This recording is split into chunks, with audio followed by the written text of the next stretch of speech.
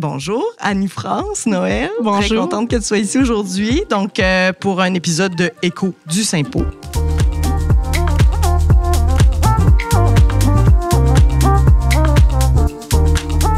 Je vais faire une petite présentation de toi. J'espère que ça va te plaire, sinon on peut vraiment l'ajuster aux besoins.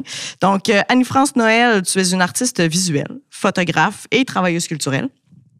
Tu es originaire de Caraquette et installée à Moncton maintenant. Et puis, dans ta pratique, tu viens explorer les liens entre intimité, vulnérabilité et mémoire dans des œuvres qui viennent mêler photographie, performance et quand même ton expérience personnelle. Ton expérience a quand même une part dans tout ça. Tes œuvres s'ancrent dans une réflexion sensible sur la parentalité, les dynamiques de genre et les blessures intergénérationnelles. Tu nous présentes cette année au Symposium un vraiment super beau projet qui est inspiré par la berceuse La laine des moutons. D'ailleurs, grâce à toi, tous les soirs, quand je m'endors, elle me joue dans la tête. Fait qu'à la fin, peut-être, ça va être plus difficile, là, notre rapport à ton projet, mais pour le moment, ça va bien. Et puis, dans ce projet-là, le fil devient vraiment métaphore du soin, du lien et de la complexité humaine. C'est encore mieux dit que quand moi je l'écris. Ah, gars, ça, c'est beau. Ouais. Mais on avait une stagiaire qui nous a aidés. Pour être honnête avec toi, je peux pas prendre le crédit. Donc, voilà. Est-ce que tu voudrais qu'on commence par parler un peu de ton projet que tu viens faire au Symposium, le projet qui s'appelle Philum, nous dire comment c'est né, comment ça a pris son essor, ce projet-là? Oui, c'est ça. Je parle beaucoup de parentalité, puis il y a un espace-temps dans ma vie où j'ai vraiment un temps privilégié de réflexion, puis ça, c'est la routine du dodo avec mon enfant. Ouais. C'est un peu pénible des fois. Dans le sens, ça prend du temps. Puis, bien sûr, on le sait, on chante des comptines à nos bébés, à nos enfants. Mm-hmm. Et comme moi, on m'avait chanté La laine des moutons. C'était une des comptines qu'on me chantait. C'en est une aussi que j'ai beaucoup aimé chanter à ma fille. Il y a quelque chose dans la mélodie que j'aime particulièrement. Et elle a chanté 1, 2, 15 fois par soir. À un moment donné, c'est un peu un automatisme. Fait que là, la tête, après, elle commence à réfléchir. Puis je pensais justement à toutes ces... Parce que dans la comptine, pour les gens qui ne le savent pas, on énumère toutes les étapes de traiter la laine. Ouais. Mm-hmm. Les versions changent selon les familles, selon les régions. Mais la mienne, on la tond, on la lave, on la carde, on la file, on la tisse, on la porte, on la chante. OK. Donc, moi, je prends ces 7 étapes-là et je voyais dedans vraiment comme des métaphores, des symboles, comme dans le fond, une grande allégorie pour comment moi, j'interprète, je vis, je réfléchis à la parentalité. Il y a quelque chose dans le soin, justement, il y a quelque chose dans la passation, ce qu'on reçoit, ce qu'on donne. Puis c'est ça, le fil comme lien interpersonnel, qui a des nœuds, qui peut avoir des ruptures, qui est mêlé, qui se démêle pas. Fait que c'est ça. Fait que c'est vraiment devenu... des images qui sont venues vraiment m'habiter pour longtemps. Oui, je comprends. Puis ce fil-là, en fait, tu dis qu'il est interpersonnel, mais dans le fond, il est aussi intergénérationnel parce que ça part de ce que ta mère te chantait. Fait que tu as, oui, le lien avec ta fille, mais tu as aussi un lien avec d'autres générations. Est-ce que je comprends aussi dans ce projet-là? C'est ça. Moi, quand je suis devenue parent, une de mes réalisations ou expériences, c'est que tout d'un coup, je me voyais vraiment plus... comprendre, réaliser aussi les liens que j'avais avec ma mère que j'avais jamais remarqués avant que moi-même je devienne parent. Ouais. Je pense aussi à comment, quand on parle que c'est ça, des blessures intergénérationnelles, comment ça peut habiter le corps. Je pense à ma grand-mère paternelle qui a eu 4 enfants, 4 dépressions postpartum. Comment ça se décline après dans le corps? Ouais, ça vient teinter plein de choses. Ouais. Fait que, puis aussi, comme, je parle un peu de l'intertemporel, tu sais, des gros mots de Scrabble, là. Parce que tout d'un coup, ma relation au temps aussi a comme un peu changé. Parce que aussi, quand je regarde ma fille, là, tout d'un coup, je suis vraiment confrontée à mon enfance à nouveau. Puis aussi, je pense à l'enfance, à ma mère. Puis, fait que, tu sais, justement, comment, veut pas... on est très affectés et formés par les gens qui nous ont élevés, qui ont pris soin de nous, pour le meilleur et le pire. Oui, complètement. Puis là, ben, tu viens vraiment travailler la laine. C'est pas métaphorique, ton affaire. T'es arrivé avec une toison ici à Baie-Saint-Paul. Mais, tu sais, hier, on parlait ensemble, puis tu me disais, tu sais, que tu te vois pas comme une technicienne. T'es vraiment là pour apprendre. Fait que veux-tu nous parler de ça? Parce que, on s'entend qu'il y a des gens pour qui c'est leur vie, là, c'est leur métier de travailler la laine. Fait que toi, tu t'es vraiment dans une exploration là-dedans, là. Oui, puis j'y vais vraiment humblement. Puis quand les gens viennent poser des questions, je dis, je sais pas qu'est-ce que je fais, là. Je suis en train de m'apprendre, mais je trouve qu'il y a quelque chose aussi de beau là-dedans. Ouais. Parce qu'il y a aussi ça, tu sais, être parent, moi, je fumble, j'essaie, j'apprends. Oups, ça marche pas, ou peut-être j'aurais pas faire ça de même. Fait des ajustements tout le temps. C'est ça. Puis pour moi, c'est vraiment plus une affaire des gestes. C'est plus dans apprêter vraiment dans comment parce que beaucoup de mes portraits, mes autoportraits, mes vidéos, c'est beaucoup les mains qui sont présentes. Ouais. Parce que c'est les mains qui font le travail, c'est les mains qui soignent. Il y a juste beaucoup de... Puis mes mains sont très expressives, comme tu vois. Je parle pas. Donc, c'est ça. Fait que c'est vraiment dans les gestes, puis vraiment dans les rapprochements. Je fais vraiment des plans très rapprochés. Ouais. Pour voir vraiment tous les détails, justement, de ce toucher puis cet acte-là, qui est très répétitif. Toutes les étapes sont quand même assez répétitives. Tu sais, quand on écharpille, quand on file, tu sais, c'est très répétitif, c'est rythmique. Fait qu'il y a comme des liens aussi à prendre soin puis à tout ça, là. Ouais. Puis à chaque fois, tu te l'appropries, dans le fond, ce geste-là aussi. Tu deviens de meilleur en meilleur, j'imagine, à force de le faire. Ouais. Puis, j'ai envie de parler de ton rouet, parce que maintenant, ici, il est légendaire, mon rouet. Ton beau rouet. Georgina. Oui, un nom, c'est important quand même. Donc, puis tu as appris juste avant d'arriver au symposium comment l'utiliser, comment le maîtriser un peu, comment jouer avec. Juste ça a été une relation super le fun, de vraiment apprendre à connaître cet objet-là qui est comme tellement simple, puis tellement sophistiqué, puis complexe en même temps. Comme tu as besoin de la laine pour faire de la laine aussi, là, il y a des aspects là-dedans. Là. En fait, la conjointe de Mario Doucette, là, qu'on connaît bien, Julie, s'est emportée dans le tissage. Pas le tissage, mais le tissage aussi, mais le filage. Alors, 2 jours avant le symposium, à peu près, parce que au début, j'étais comme, je peux faire ça. Pas de trouble. Un petit peu de loulou, là. Puis finalement, j'ai demandé de l'aide, puis elle m'a donné vraiment les bases. Puis elle m'a montré comment magique la laine est, là. Il y a des aspects que je comprenais pas, puis c'était vraiment cool. Fait que là, je suis arrivée avec Georgina, mais là, elle avait été en rangement pour très longtemps. Ouais. C'est une pièce d'histoire j'avancerais qu'elle est probablement proche de centenaire. Elle est vieille en titi, mais elle a été bien entretenue. Ouais. Puis, il a fallu que je la lave beaucoup. Oui. Mais hier, j'ai réussi. Puis c'était vraiment le fun parce que tous les artistes étaient vraiment avec moi, là, comme... Wow! Puis là, j'ai crié « Ah, je l'ai! » Fait que t'as maîtrisé Georgina hier. Je dis pas... T'as pas maîtrisé, mais ça marche. Bon, ça marche. On commence de même. C'est ça. Fait que peut-être qu'à la fin du symposium, si on refaisait un autre écho du Sympo, là, tu pourrais dire « J'ai maîtrisé Georgina ». Qui sait?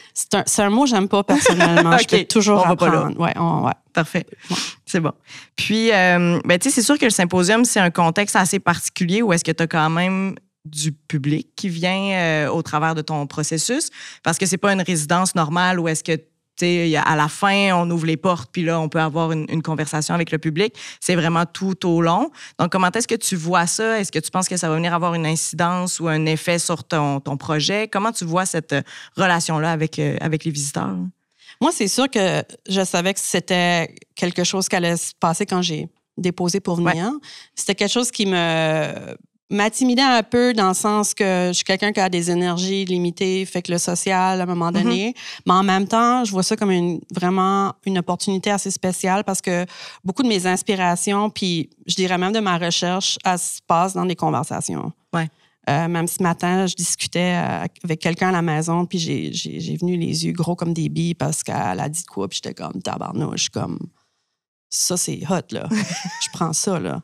Fait qu'il y a des conversations qui sont super stimulantes, qui m'avancent dans mes réflexions.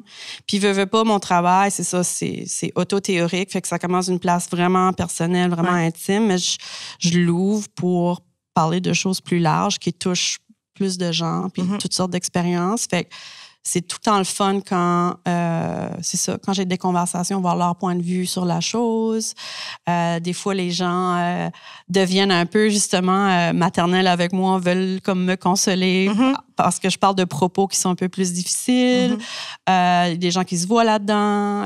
Fait que c'est ça. Il y a de quoi de vraiment beau puis de riche là-dedans. Puis je pense que j'ai quand même préparé mon projet de sorte à ce que, à un moment donné, tu sais, je vais être assise, affilée, puis je vais juste continuer, puis les gens peuvent rentrer puis me regarder. Fait que je pense que, ouais. Mais là, c'est quand même le début. Je laisse la place à l'évolution sur tous les plans, mais c'est bon. Pour le moment, ça va. Excellent. Ouais. Puis les gens vont pouvoir aussi apprendre eux-mêmes à faire des petites parties, à travailler la laine. Ils vont le voir au fur et à mesure, autant que toi, tu es en train de l'apprendre aussi dans le projet. Là. Oui, puis déjà, je réalise que c'est pas tout le monde qui ont vu une toison. Non. Le fait que, OK, on a vu de la laine, surtout lavée, mais là, moi, j'arrivais avec un sac d'une toison très fraîche. Là. J'ai des brindilles dans les cheveux tout de suite. Là. J'adore ça. Ça sent le mouton dans l'atelier, je vous avertis. Là, mais correct. Il y a une dimension olfactive à ton projet. Oui, multisensorielle. Oui. C'est bien. Ben, il y a la chanson déjà, fait qu'on a le sonore, on a l'odorat, fait que non, t'es très multisensoriel. Tout y est. Ça fonctionne. Tu as abordé un peu cette notion-là de parentalité. Tu es une nouvelle mère quand même. Tu as un enfant de 3 ans. Fait que c'est pas. 6 ans. 6 ans. Rien d'avoir inventé 3 ans. Qu'est-ce que je suis, moi? C'est OK. Je m'excuse. C'est l'autre Annie-France qui a un enfant de 3 ans. Je me suis mêlée entre 2 Annie-France, évidemment. Excuse-moi. Donc, est-ce que tu veux nous parler de cette question-là, peut-être, de parentalité et d'être artiste? Parce que, mine de rien, c'est 2 très gros rôles qui des fois se complètent, des fois ne se complètent pas. Donc, peut-être t'entendre parler à propos de ça, si ça te tente. Oui, je veux dire, j'ai pas une réponse claire ou une solution pour les gens qui cherchent c'est pas comme ça qu'on cherche. Quoi la c'est pas clé. Ça qu'on cherche. Juste ton expérience. Oui, ben, je veux dire, en fait, moi, tu sais, j'ai une pratique, elle est un peu lente, ma pratique, là. Je prends mon temps avec mes affaires, puis j'ai beaucoup, tu sais, je me suis beaucoup impliquée, justement, plus dans le côté administratif pour très longtemps. Ben, c'est là qu'a été mon éducation, dans le fond, puis j'en ai beaucoup retiré. Mais c'est ça, tu sais, il y avait un petit momentum qui se développait, puis en même temps, ben, c'est en même temps de l'âge que j'étais comme, bon, ben, je pense que on va faire un bébé. Mais j'avais peur, parce que j'avais pas vraiment surtout dans mon entourage, j'avais pas vraiment de représentation de parents artistes, surtout de maman, tu sais. Ouais. Puis j'avais vraiment peur que d'avoir un enfant allait vraiment mettre un gel sur ça. Tandis que ma pratique est vraiment une partie intégrale de qui je suis puis comment je fonctionne. Ouais. Mais justement, quand je suis devenue mère, j'ai vécu des expériences assez difficiles, comme l'accouchement a été traumatisant. J'ai eu des gros problèmes avec l'allaitement. J'ai vécu des grosses peines d'amour là-dedans. Puis là, me retrouver, tu sais, je dis toujours que quand j'ai accouché, j'ai éclaté en 1000 morceaux, puis depuis ce temps-là, j'essaie de remettre les morceaux ensemble. Ouais. Puis, mais c'est que ma pratique est devenue vraiment comme une bouée, là, dans une mer assez houleuse, merci beaucoup, là. J'ai vraiment accroché là-dessus parce qu'il fallait que je sorte tout ça, fallait que ça sorte, fallait que je fasse de quoi avec, fallait que je... Puis moi, les mots, je trouve tout le temps que les mots sont inadéquats. Fait que de pouvoir tout canaliser ça à travers ma pratique artistique, c'est devenu vraiment nécessaire. Puis, tu sais, je le dis, puis je vais le répéter, puis je vais être tannante, mais j'ai beaucoup de privilèges. J'ai un partenaire exceptionnel. J'ai de l'aide autour de moi avec les grands-parents. Tu sais, j'ai un enfant qui est confortable parce que je m'en vais en résidence. Fait que, tu sais, il y a beaucoup d'aspects, tu sais, privilégiés là-dedans. Puis ça, je le reconnais, puis c'est important de le nommer. Puis, ben c'est ça. Dans le fond, depuis la naissance de ma fille, ma pratique, j'ai vraiment trouvé comme quelque chose à dire, puis quelque chose qui m'appartient vraiment et qui se partage aussi bien. C'est quand même un terrain assez riche, là. C'est un sujet aussi chargé, mais je me crée comme un espace sécuritaire pour dire ce que j'ai besoin de dire. Puis, fait que ouais, non, c'est ça, c'est pas aisé. C'est comme une danse. Il n'y a pas de balance, mais c'est une danse. Il y a toujours des tensions. Puis là, d'un côté, des fois, ben, OK, peut-être que la pratique prend le bord parce que, ben, il faut que je paye les bills puis la garderie puis passer plus de temps avec ma fille. Des fois, OK, là, je m'en vais en résidence. Là, je suis peut-être moins une mère présente physiquement, mais quand je prends soin de moi et de ma pratique, Ben, je suis une meilleure mère aussi. Fait que, non, c'est sûr, ça fait une balance là-dedans aussi. Ouais, mais c'est tout le temps une danse. C'est tout le temps comme... Ouais. La balance est toujours précaire. Il faut toujours la retrouver. C'est puis, ça. Ben, merci de le partager avec nous. C'est vraiment précieux. Puis peut-être de voir un peu, tu sais, tu es quand même dans un contexte rural plus que de ville. Donc, est-ce que tu penses que ça aussi vient affecter ta pratique? Puis d'être, mettons, là, au symposium, on est dans un contexte encore rural. Donc, est-ce que tu sens que ça vient s'imprégner dans ce que tu crées, dans ce que tu fais? Oui, je pense que tranquillement, pas vite, je réalise que... Je pense que pour longtemps, j'étais une fille de ville. J'ai grandi à Caraquet, tout ce qui a comme 4000 habitants. Là, comme... Correct. Mais non, là, je m'assume comme étant quelqu'un qui est bien dans des plus petites communautés. On dirait que c'est comme... il y a moins de bruit, pouvoir respirer. Ça fait plus de place à mes pensées. Puis là, on s'entend que là, tu sais, avec le rouet, la laine, tout ça, tu sais, là, on parle comme non seulement de comme ruralité, mais tu sais, on va vraiment dans le vieux temps parce que il y a comme une petite anecdote dans l'histoire de la laine des moutons, parce que j'ai passé un temps considérable comme enfant au village historique acadien. Ah ouais? Ouais, fait qu'il y a le village historique, je sais pas s'ils le font encore, mais dans le temps, il y avait des camps de jour pour les plus jeunes, puis il y a des camps de semaine pour les plus vieux, puis j'ai fait ça chaque été. OK. Mais en plus de ça, mon père, des fois, il venait aider sa femme qui gérait les cantines. Fait que des fois, quand il fallait qu'il travaille, ben il m'habillait en habit d'époque puis il me laissait aller sur le site. Impossible! Fait que moi, j'étais juste tout le temps au village acadien puis ben les interprètes me mettaient à la tâche à travailler la laine. Fait qu'il y a comme c'est ça, il y a comme un autre parallèle qui s'est créé là. Wow, c'est bien cool. Fait que tu sais, écharpier la laine, tu sais, c'est ça là, je me retrouve enfant avec ma capine puis mes sabots puis je faisais ça à journée longue là. Tu pourrais emprunter les sabots à Nicolas, puis là, on serait vraiment full circle dans ton affaire. Ah oui. C'est bien drôle quand même que tu reviennes à ça, après ça, dans ta pratique artistique. Oui, puis là, je veux aller faire une grosse résidence au village historique. Je veux aller passer je sais pas, là, je suis comme... Puis c'est drôle parce que dans ma pratique, je suis une Acadienne, mais en regardant mon travail sans le contexte, tu peux pas dire mon travail est acadien. Puis de toute façon, qu'est-ce que c'est de l'art acadien? Je peux pas vraiment le définir. Fait que je l'adresse pas directement, mais là, on dirait qu'il commence à avoir des... Parce que là, tout d'un coup, dans l'intergénérationnel, ben, je pense à mes ancêtres, je pense à tout ça qui vient avant moi, c'est ça. Tu intègres le patrimoine là-dedans. Un peu, ouais. C'est drôle parce qu'on en parlait avec Kaël quand on a fait un autre podcast. Fait que c'est le fun comment est-ce que cet historique-là, des fois, sans le savoir, on l'intègre, puis ça vient faire partie de quelque chose de plus grand. Puis c'est vraiment beau. Mais wow, quand même, ton enfance à écharpier la laine, j'adore ça. Un beau passe-temps d'enfant. Ah oui. Ça vaut la peine. Ben, c'était pré-Internet aussi. Ben oui, c'est ça. Est-ce que des fois, tu utilises ta fille un peu pour t'aider à avancer l'écharpillage de laine? Ou... Non, pas encore. Là, elle sait que j'ai venu faire l'art et que je travaille la chanson La laine des moutons. Ouais. Ça, c'est tout ce qu'elle sait. Mais là, elle vient, fait que là, elle va pouvoir mettre la main à la pâte. Oui, j'ai hâte d'y montrer, en fait, oui. Ah, c'est cool. C'est vraiment cool. Tu es aussi une travailleuse culturelle.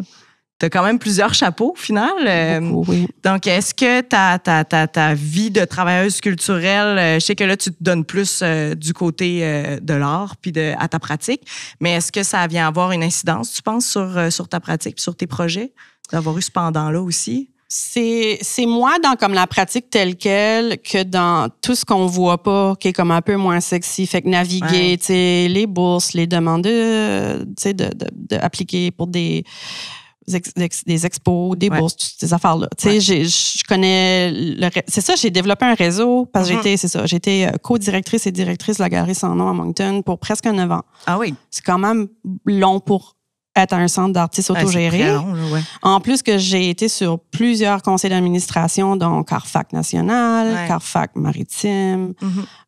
J'ai fait beaucoup c'est ça, je me suis beaucoup engagée dans ces communautés-là. Fait que j'ai beaucoup appris comment c'est ça, naviguer tout le système, puis faire des belles rencontres, dont toi. Bonjour!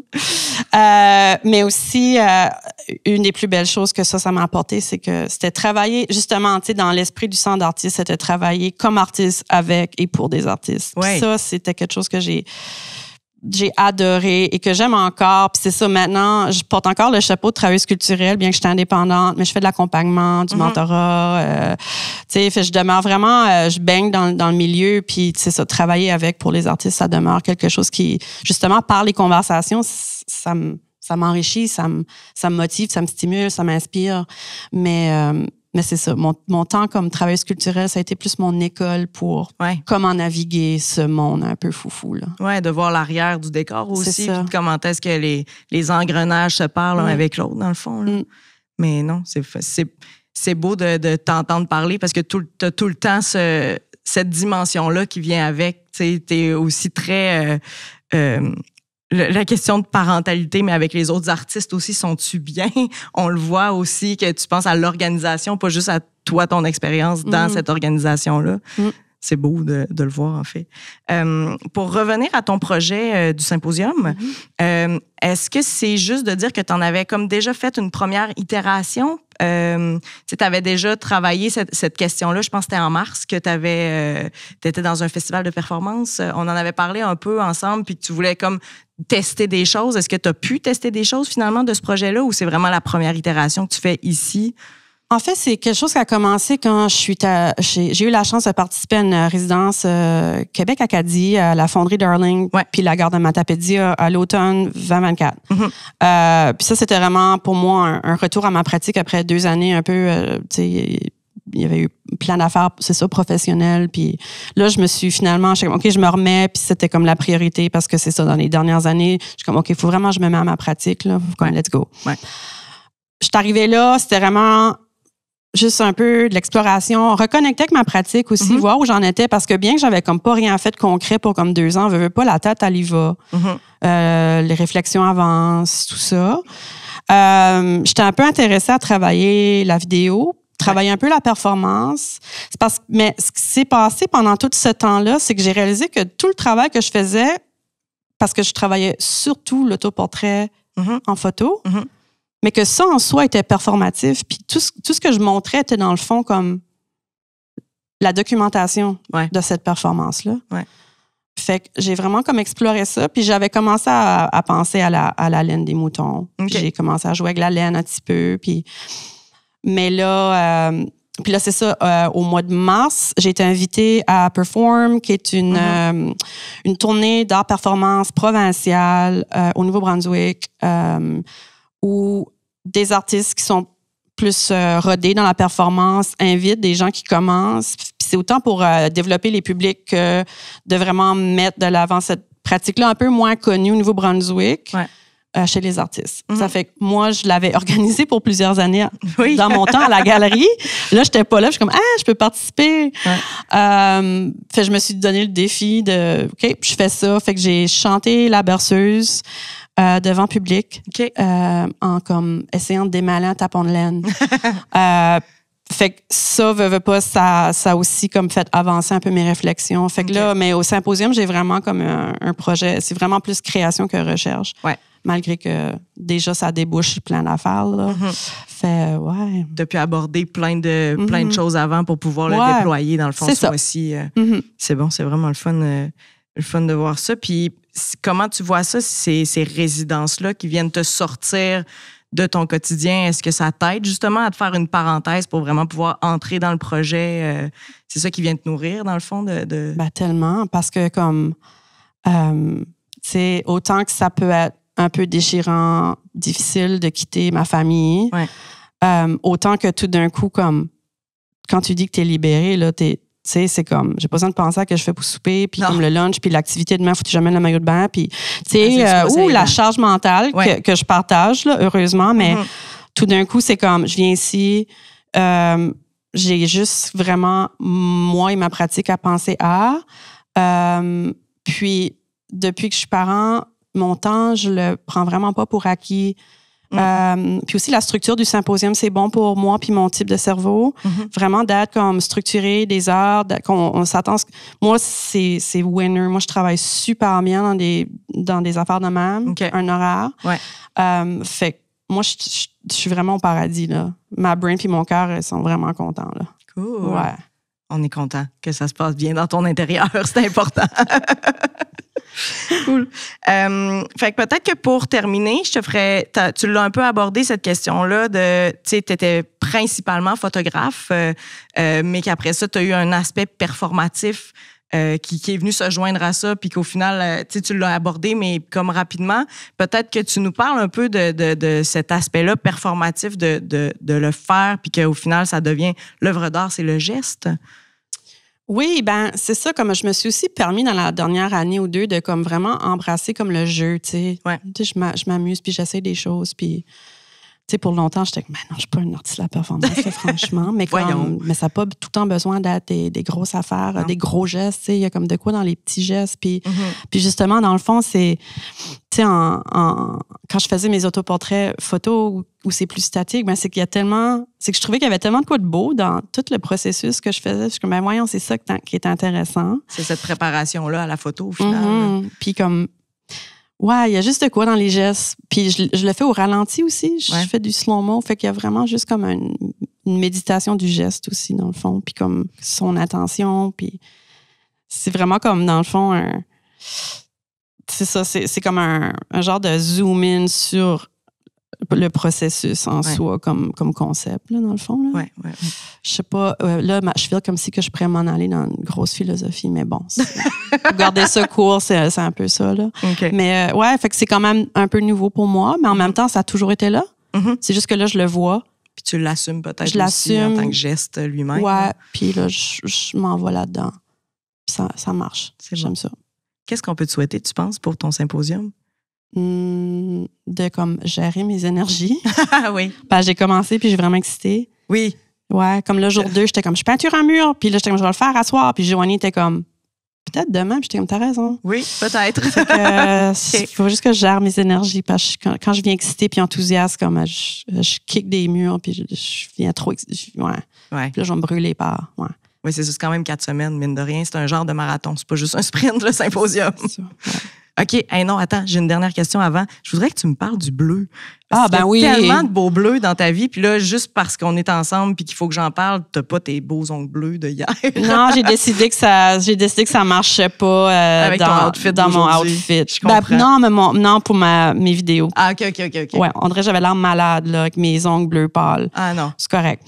Mais le bleu, c'est parce que quand j'ai commencé mon travail, le titre, comme vraiment... Puis en fait, je l'aime encore comme un peu le titre comme ombrelle de tout ce travail de parentalité-là, c'est les baby blues. OK, oui. Puis les baby blues, c'est un euphémisme pour, disons, le roller coaster postpartum que beaucoup de gens vivent. C'est vraiment après l'accouchement. Ça peut se développer en dépression postpartum. Fait que moi, au début, c'est ça, je voulais vraiment aborder des choses difficiles, puis tu sais, avoir les bleus, tu sais, comme... Tu sais, c'est ça. Vous allez pas venir parler de choses super roses, puis cute, puis le fun avec moi, malheureusement. Mais c'est parce que là, puis j'ai vraiment embrassé le bleu, tu sais, vraiment m'envelopper là-dedans complètement, tu sais, visuellement et conceptuellement. Mais ce que j'ai commencé, c'est que j'ai commencé à avoir du bleu partout aussi. Des bébés, quand ils sont nés, ont les yeux bleus. Ma fille a les yeux... Ben, là, ils sont en train de virer vert, mais pour longtemps, elle avait les yeux bleus. Le moniteur du bébé, la nuit, c'est bleu. La robe d'hôpital est bleue. Il y a beaucoup de choses à l'hôpital qui est bleu. Puis ça, je trouve ça intéressant quand on parle de théorie de couleur, parce que le sang sur le bleu, c'est que ça estompe le rouge. Je trouve que c'est comme une censure à l'hôpital. Puis, fait, je le vois un peu partout, ce bleu-là, qui représente aussi comme le bleu comme tristesse, mélancolie, mais aussi le calme. Fait que c'est juste le bleu. Je suis dedans partout. Tu te baignes dans le bleu. Je me baigne dans le bleu. Et tu choisis des beaux bleus, en tout cas. Merci. Ouais. C'est un beau mur. Oui, je l'aime, ton mur. Bravo. Ben, je pense que ça met fin. Est-ce que tu avais d'autres choses à rajouter avant qu'on décide que c'est la fin de cet épisode de podcast? Je sais pas, mais un gros merci. Merci à toi. Je suis tellement heureuse d'être ici. Puis aussi, les artistes, j'ai beaucoup déjà d'amour, d'affection puis de respect pour eux autres. Fait que c'est comme vraiment, c'est spécial. Super. Ben, merci beaucoup pour ta présence. Merci pour ton temps aujourd'hui. Merci. Bye. Bye.